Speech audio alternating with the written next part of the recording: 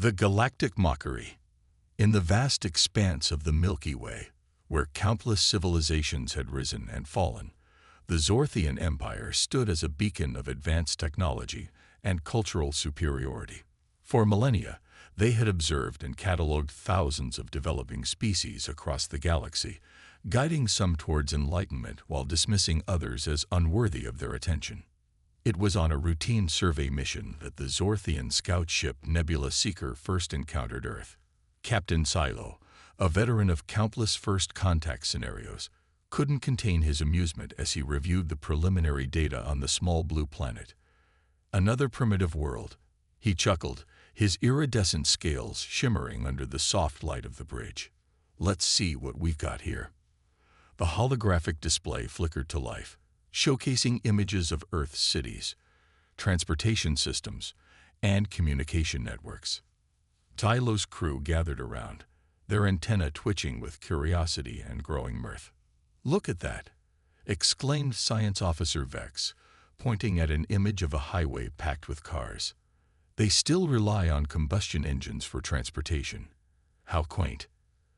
Communications specialist Zara chimed in, her voice tinged with disbelief. "Their global information network is painfully slow and fragmented. It's a wonder they can communicate at all." As the crew continued to dissect and mock various aspects of human civilization, Tylo felt a twinge of disappointment. He had hoped to find a species worthy of uplift, but these humans seemed hopelessly behind.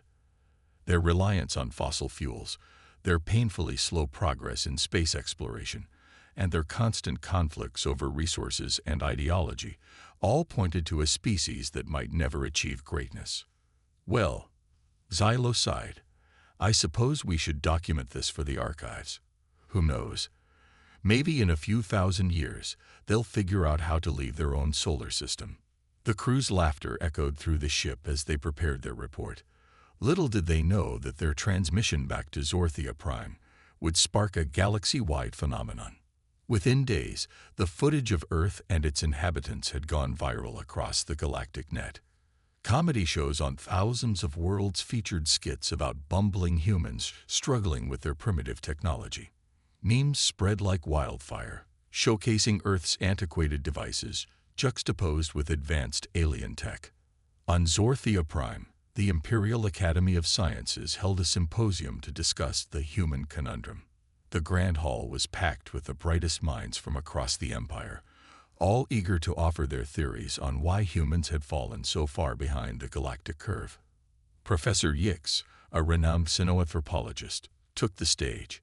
Her holographic presentation displayed a timeline of Earth's history, highlighting key moments of technological progress and stagnation. "As you can see," she explained, gesturing to the display, "humans have shown brief spurts of innovation, followed by long periods of conflict and regression. Their obsession with short-term gains and inability to work as a unified species has stunted their growth." The audience murmured in agreement, many shaking their heads in a mixture of pity and amusement. But perhaps most baffling, Yix continued, is their apparent fixation on coverings for their feet. "Our surveys show an inordinate amount of resources dedicated to the production and acquisition of these shoes. It's as if they believe these items will somehow propel them to greatness."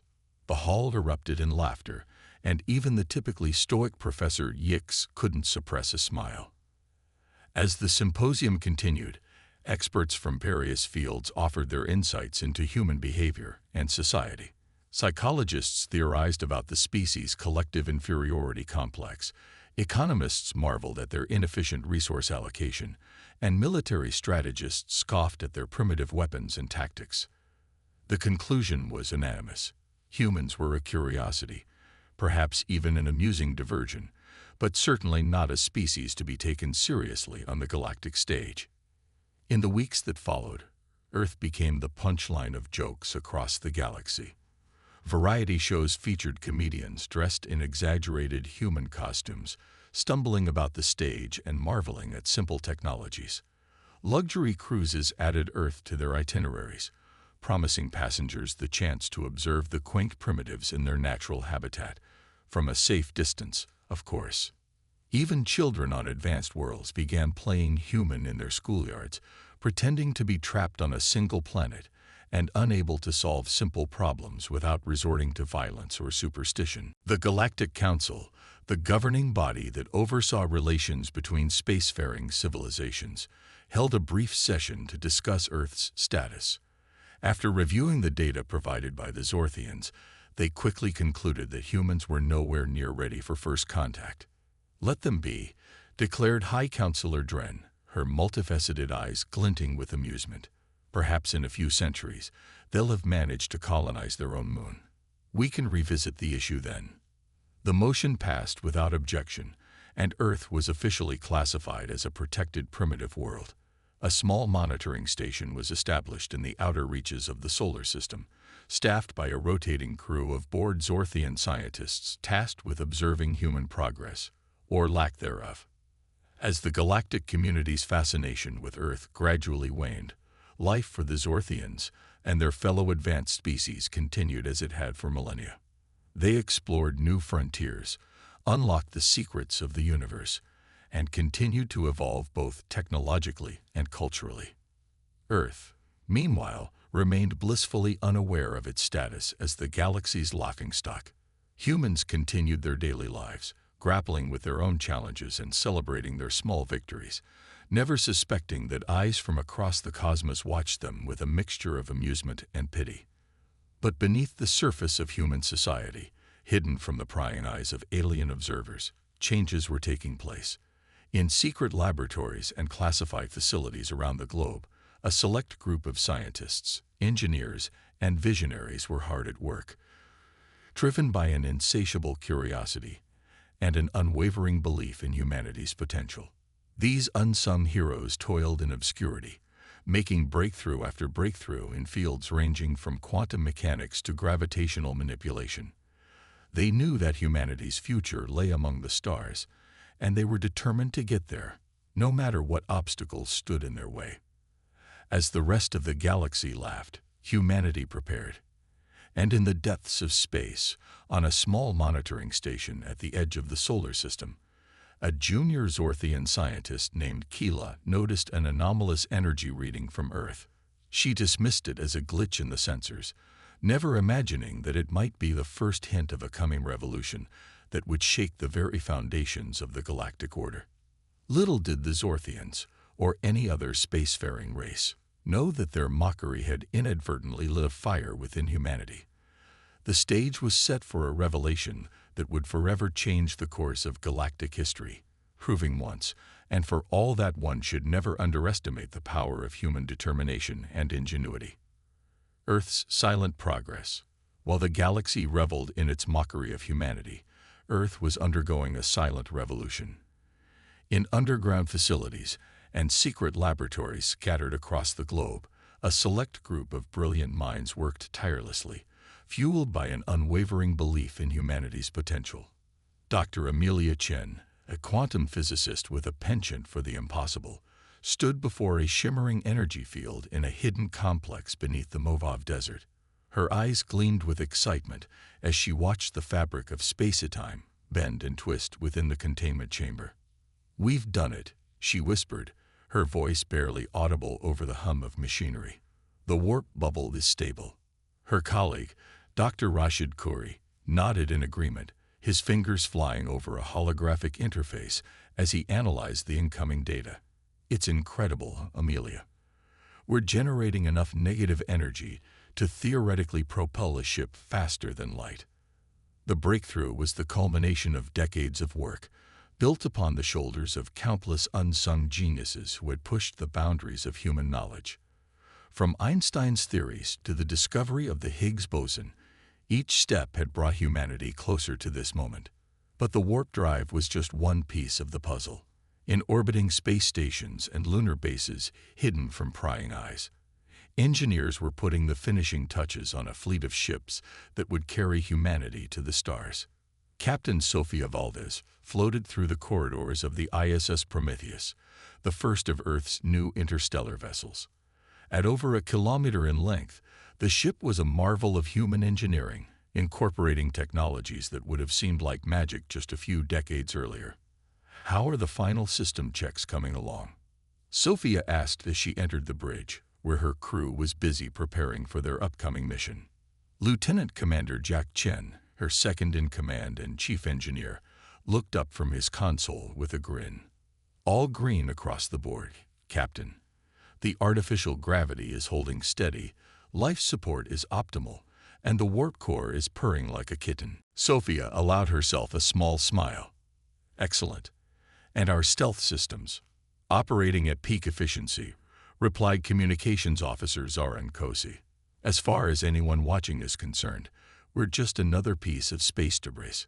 The Prometheus and its sister ships were humanity's ace in the hole.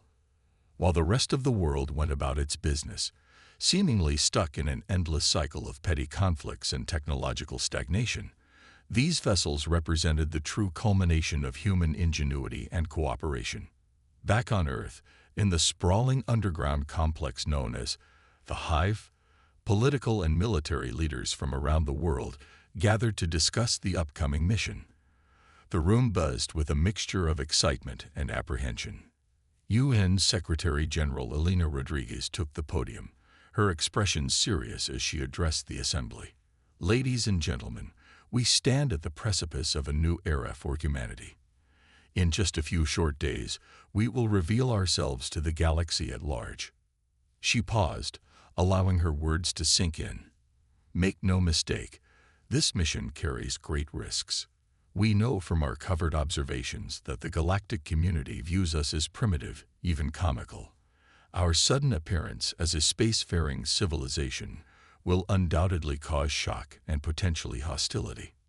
U.S. President Jameson leaned forward, his brow furrowed. Are we certain we're ready for this?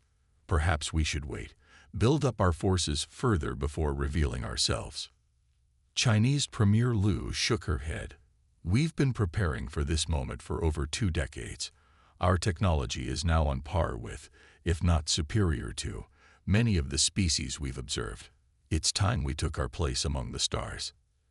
As the debate continued, Dr. Chen and Dr. Corey were summoned to present their latest findings.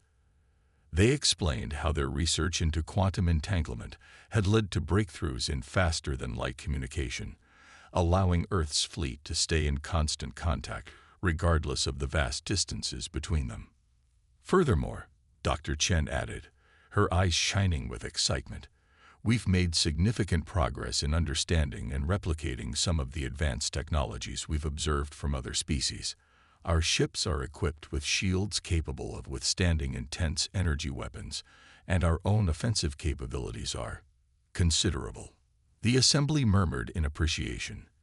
Humanity had come far, indeed. As the meeting drew to a close, a consensus was reached. Earth would reveal itself to the galactic community, but not as a primitive society begging for acceptance. Instead, they would arrive as equals, ready to claim their place among the stars.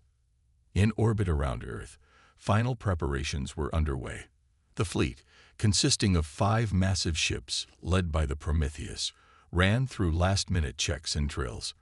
Each vessel was a self-contained world, capable of supporting its crew for years if necessary, and armed with weapons that could reduce a small moon to rubble.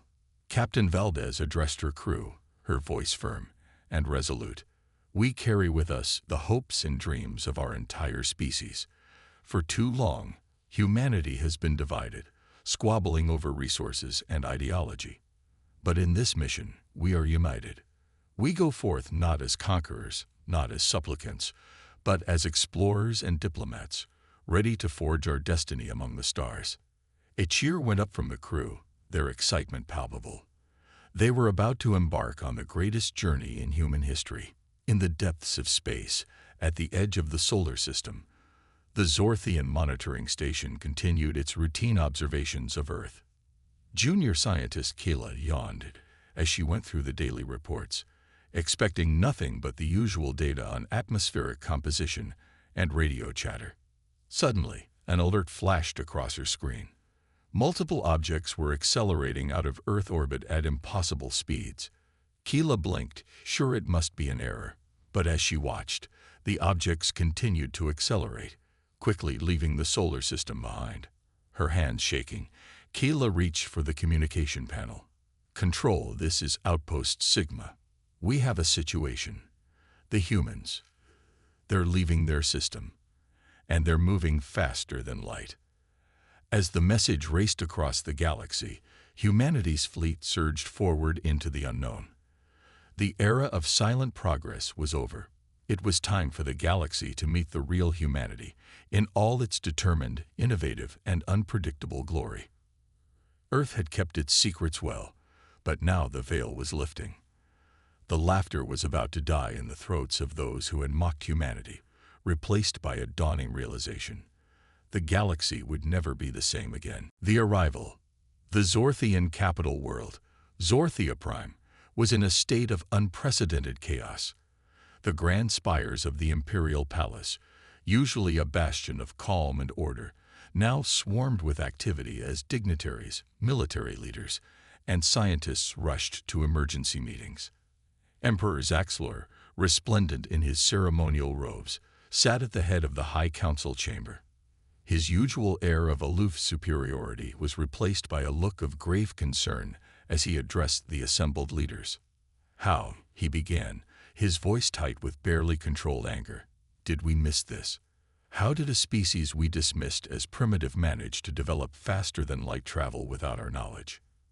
High Admiral Vexna, her scales shifting from blue to a stressed purple, stepped forward. "Your Majesty, we have no explanation. Our monitoring systems showed no signs of such advanced technology. It's as if they conjured it out of thin air." As the Zorthian leaders grappled with the shocking turn of events, the human fleet, led by the ISS Prometheus, dropped out of warp space at the edge of the Zorthian home system. The sleek, angular ships, their hulls gleaming under the light of unfamiliar stars, moved with purpose and precision. On the bridge of the Prometheus, Captain Sofia Valdez took a deep breath, steeling herself for the moment that would define human history. "Open a channel to the Zorthian homeworld," she ordered, her voice steady despite the weight of responsibility on her shoulders.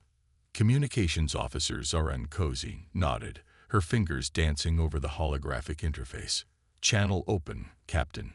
We're broadcasting on all frequencies." Sophia straightened her uniform and faced the communication screen. "This is Captain Sofia Valdez of the Earth vessel Prometheus. We come in peace, seeking dialogue and mutual understanding between our civilizations." The message echoed across the Zorthian communication networks, causing a fresh wave of panic and disbelief. In the Imperial Palace, Emperor Zaxlor watched the transmission with wide eyes, his mouth agape at the sight of the human captain. So similar to his own people, yet undeniably alien. After a moment of stunned silence, he gestured to his communications officer. "Respond," he croaked, then cleared his throat. "Respond to them. Now." The officer complied, and soon Sophia found herself face to face with the leader of the civilization that had mocked humanity for so long. The irony was not lost on her. "Greetings, Captain Valdez," Emperor Zaxlor began, struggling to maintain his composure. "Your arrival is unexpected. We were unaware that your species had achieved interstellar travel capabilities." Sophia allowed herself a small smile. "There's a lot about us you were unaware of, Your Majesty. We've come to change that. We request permission to enter your system and begin diplomatic talks." The Emperor's eyes narrowed slightly. "You've already entered our system, Captain. Your presence here is a violation of Galactic Council protocols regarding first contact with pre-spacefaring civilizations." "With all due respect, Your Majesty," Sophia countered, her tone firm but polite. "Those protocols no longer apply to us. We are here as equals, ready to take our place in the galactic community." As the tense exchange continued, activity in the Zorthian system reached a fever pitch. Defense platforms powered up, patrol ships scrambled to defensive positions, and long-dormant weapon systems came online for the first time in centuries. On board the Prometheus, Lieutenant Commander Jack Chen monitored the Zorthian military buildup with growing concern. "Captain," he reported, "they're mobilizing their defenses. Should we power up our shields?" Sophia held up a hand, her eyes never leaving the communication screen. Not yet. Let's not give them any reason to think we're here for a fight. Back on Zorthia Prime, the High Council was in an uproar. We can't allow them to simply waltz into our system, shouted War Minister Kravnax. We should destroy them now, before they become a threat, and risk interstellar war with an unknown power, countered Diplomat Sarah. We don't know the extent of their capabilities. This show of force could be just the tip of the iceberg. As the argument raged on, Emperor Zaxlor made a decision that would shake the future of both civilizations. Captain Valdez, he said, his voice carrying the weight of imperial authority, we will allow a single ship to approach our world for diplomatic talks. The rest of your fleet must remain at the system's edge. Sophia nodded, relief washing over her. It wasn't ideal, but it was a start. Agreed, Your Majesty. The Prometheus will approach alone. We look forward to productive discussions. As the communication ended, Sophia turned to her crew. Well done, everyone. Phase 1 is complete. Now comes the hard part. The Prometheus gracefully detached from the rest of the fleet, its engines pulsing with a soft blue light as it made its way toward Zorthia Prime.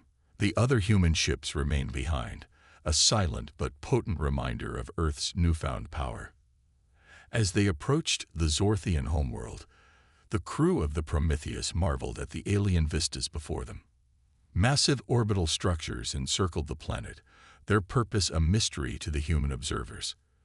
The surface below was a tapestry of gleaming cities and vast, meticulously managed wilderness areas. It's beautiful, whispered Zora, her eyes wide with wonder. And completely unprepared for us, added Jack, a hint of pride in his voice. Sophia nodded, her expression thoughtful. They'd grown complacent, secure in their belief that they were alone at the top. Our arrival changes everything. As the Prometheus entered orbit around Zorthia Prime, a delegation of human diplomats prepared to shuttle down to the surface. Led by Ambassador Elena Rodriguez, formerly the UN Secretary General, they carried with them the hopes and aspirations of all humanity. Before they departed, Sophia addressed the diplomatic team. Remember, she said, her voice solemn, we're not here to gloat or seek revenge for their mockery. We're here to build bridges, to show them, and the rest of the galaxy, what humanity is truly capable of. Ambassador Rodriguez nodded, her eyes gleaming with determination. We won't let you down, Captain. Today, we make history. As the shuttle descended towards the Zorthian capital, its occupants couldn't help but feel a mixture of excitement and trepidation. They were about to come face to face with an alien civilization that had dismissed them as primitive, armed with nothing but their wits, their technology, and the indomitable human spirit. On the surface, Emperor Zaxlor and his advisors waited with bated breath. The arrival of the humans had shattered their worldview, forcing them to confront their own prejudices and assumptions. As the shuttle touched down on the landing pad, they steeled themselves for an encounter that would reshape the galaxy. The door of the shuttle hissed open, and Ambassador Rodriguez stepped out into the alien sunlight. She surveyed the assembled Zorthian dignitaries, a confident smile on her face. Greetings, she said, her voice carrying across the suddenly silent landing pad. We have much to discuss. And with those words, a new chapter in galactic history began. The humans had arrived, and nothing would ever be the same again. Cultural clash and cooperation. The grand meeting hall of the Zorthian Imperial Palace buzzed with tension as human and Zorthian delegates faced each other across a long crystalline table. The stark contrast between the two species was evident. The Zorthians with their iridescent scales and elegant crests, and the humans in their crisp uniforms, so alien yet eerily familiar. Ambassador Elena Rodriguez sat at the head of the human delegation, her posture relaxed but alert. Across from her, Emperor Zaxlor struggled to maintain his usual air of superiority, his crest twitching with barely concealed agitation. Let us begin, Elena said, her voice calm and measured. We're here to establish diplomatic relations and discuss Earth's integration into the galactic community. Emperor Zaxlor's eyes narrowed. Integration. You speak as if it's a foregone conclusion. Need I remind you that your species has violated numerous Galactic Council protocols? Elena smiled, unfazed by the Emperor's hostility. With all due respect, Your Majesty, those protocols were established without our input or consent. We're here to negotiate new terms, as equals. The Zorthian delegates exchanged uneasy glances. The humans' audacity was both infuriating and, though few would admit it, somewhat admirable. As the talks progressed, it became clear that bridging the cultural gap would be no easy task. The Zorthians, accustomed to their position of galactic superiority, struggled to accept humans as technological equals. Every human achievement was met with skepticism and demands for proof. Dr. Amelia Chen, part of the scientific delegation, found herself constantly defending human advancements. Yes, we developed warp drive independently, she explained for what felt like the 100th time. No, we didn't steal the technology from another species. Her Zorthian counterpart, Chief Scientist Zilvax, scoffed. Impossible. Your species was barely able to reach your own moon a few decades ago. How could you possibly? Because we never stopped trying. Amelia interrupted, her patience wearing thin. While you were laughing at our primitive technology, we were innovating, pushing boundaries, refusing to accept limitations. The tension in the room was palpable, but as the days wore on, small breakthroughs began to emerge. The Zorthians, initially dismissive of human achievements, gradually began to show interest in Earth's unique approach to problem-solving. During a break in the negotiations, Zilvax approached Amelia, his earlier hostility replaced by genuine curiosity. Your warp drive design, he began hesitantly. It's unlike anything we've seen. The efficiency is remarkable. Amelia smiled, recognizing the olive branch for what it was. We'd be happy to share our research, she offered. In exchange, of course, for access to some of your own scientific advancements. As scientists on both sides began to collaborate, other areas of cooperation emerged. The Zorthians were particularly impressed by Earth's cultural diversity and artistic expressions, so different from their own homogeneous society. Ambassador Rodriguez seized on this interest, organizing a cultural exhibition aboard the Prometheus. Zorthian delegates marveled at displays of Earth's art, music, and cuisine. They were particularly fascinated by human sports, with many struggling to understand the appeal of activities that seemed to serve no practical purpose. You compete for fun? Asked a bewildered Zorthian diplomat as he watched a holographic replay of a football match. Among other reasons, Elena explained with a smile. It's about pushing physical limits, teamwork, and the sheer joy of play. Concepts I think your people might benefit from embracing. While progress was being made on the diplomatic front, tensions remained high in other areas. The Zorthian military, led by the hawkish war minister Kravnax, viewed the humans as a potential threat and advocated for a more aggressive stance. During a heated security briefing, Kravnax pounded his fist on the table. We cannot trust these humans. Their sudden appearance, their advanced technology, it all reeks of deception. We should strike now, while we have the advantage. Captain Sofia Valdez, present as a military liaison, met the war minister's gaze coolly. I assure you, Minister, any aggressive action against us would be unwise. We came in peace, but we are more than capable of defending ourselves. The implied threat hung in the air, a stark reminder of the precarious balance between peace and conflict. As news of the human arrival spread throughout the galaxy, other species began to take notice. The Galactic Council, caught off guard by Earth's sudden emergence on the interstellar stage, scrambled to adjust to this new reality. Delegates from various alien races arrived on Zorthia Prime, eager to establish relations with the newcomers. The humans, for their part, embraced these opportunities, quickly gaining a reputation as skilled negotiators and valuable potential allies. Amidst the flurry of diplomatic activity, quieter, more personal connections began to form. Zorthian citizens, initially wary of the human visitors, gradually became more curious. Cultural exchange programs were established, allowing for direct interaction between the two species. Zara Nkosi, the Prometheus's communications officer, found herself becoming an impromptu ambassador of human culture. During a tour of the Zorthian capital, she was bombarded with questions from curious locals. "Is it true that humans cover their feet with special garments?"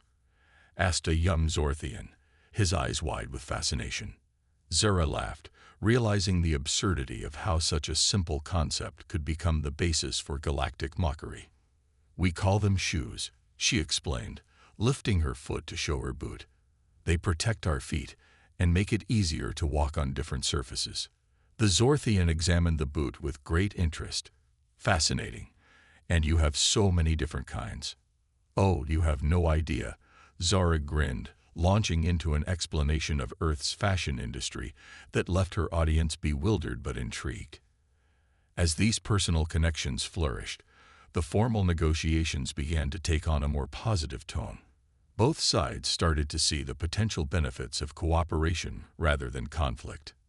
Emperor Zaxlor, who had initially viewed the humans with disdain, found himself reluctantly impressed by their adaptability and diplomatic skill.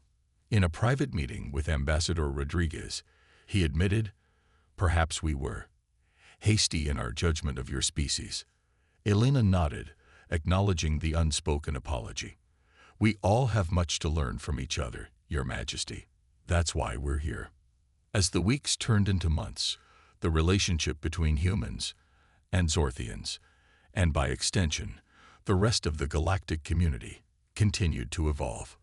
Trade agreements were signed, cultural exchanges became commonplace, and joint scientific ventures were launched. The integration wasn't without its challenges. Cultural misunderstandings led to occasional diplomatic incidents, and there were still those on both sides who viewed the other with suspicion. But with each passing day, the idea of Earth as a legitimate member of the galactic community became less of a novelty and more of a reality. As the first phase of negotiations drew to a close, Captain Valdez stood on the observation deck of the Prometheus, gazing down at the glittering surface of Zorthia Prime. Lieutenant Commander Chen joined her, a datapad in hand. "Latest reports from Earth, Captain," he said. "The public response to our mission has been overwhelmingly positive. There's talk of opening our first off-world embassy here on Zorthia Prime." Sophia nodded, a small smile playing on her lips. "We've come a long way, haven't we? From a species they laughed at to potential allies in just a few months." "It's what we do best," Jack replied. "Adapt, overcome, surprise." As they stood there, watching the alien world below, both felt a sense of pride and anticipation. The galaxy had underestimated humanity, but that was changing. The future was uncertain, filled with both challenges and opportunities, but one thing was clear: humanity was ready to take its place among the stars. The laughter had died down, replaced by respect, curiosity, and perhaps a touch of apprehension. The humans had arrived, and the galaxy would never be the same again. A new galactic order. 5 years had passed since humanity's dramatic entrance onto the galactic stage. The initial shock and skepticism had given way to a new reality, one in which Earth and its people played an increasingly pivotal role in interstellar affairs. The Galactic Council chambers on the neutral world of Harmonex buzzed with activity. Representatives from dozens of species filled the grand amphitheater, their varied forms and colors a testament to the diversity of life in the universe. At the center of it all, addressing the assembly, stood Ambassador Elena Rodriguez, now serving as Earth's official representative to the Council. "And so, honored delegates," Elena concluded, her voice ringing clear through the chamber, "I propose that we establish the Interstellar Cooperative for Scientific Advancement. By pooling our resources and knowledge, we can tackle the greatest challenges facing our galaxy together." As she stepped down from the podium, the chamber erupted in a mix of applause and excited chatter.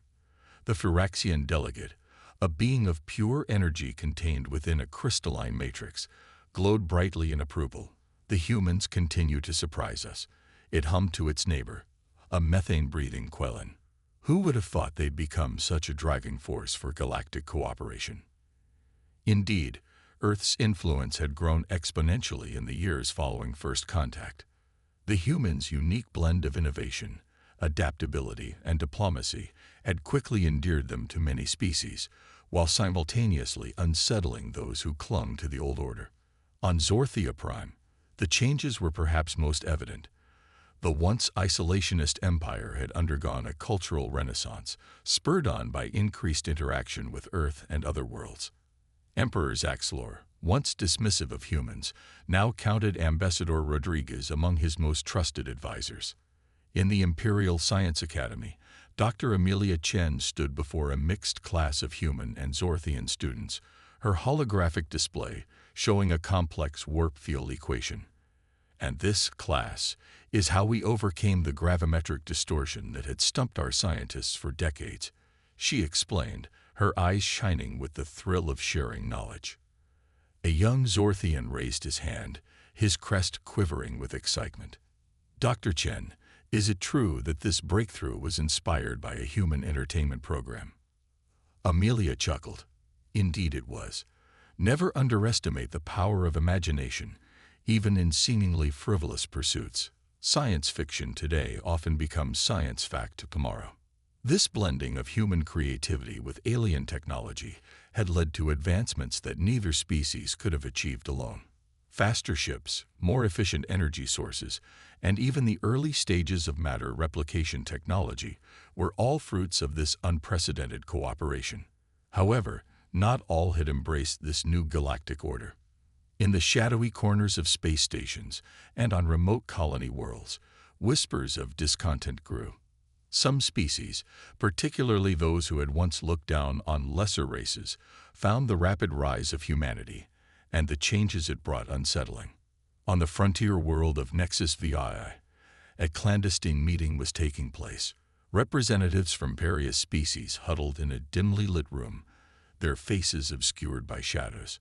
Among them, the unmistakable iridescent scales of a Zorthian could be seen. The humans have upset the natural order, hissed a serpentine draconid.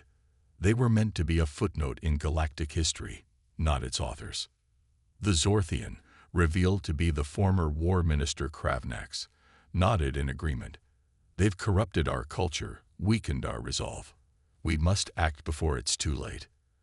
As this pocket of resistance plotted, unaware they were being monitored by both human and alien intelligence agencies, the majority of the galaxy continued to move forward in a spirit of cooperation.